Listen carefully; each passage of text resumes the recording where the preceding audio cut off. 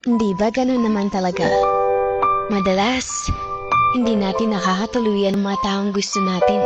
At some point in life, they become our greatest what if, our almost.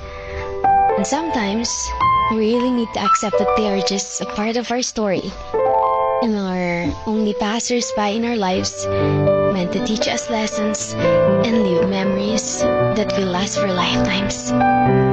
Huwag kang magpapadistract sa mga tao o bagay na wala namang ambag sa buhay mo.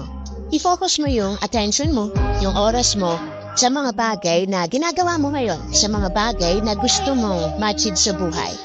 Sumama ka sa mga taong tutulungan ka na mag-grow as a person at magiging inspirasyon para magpatuloy ka pa.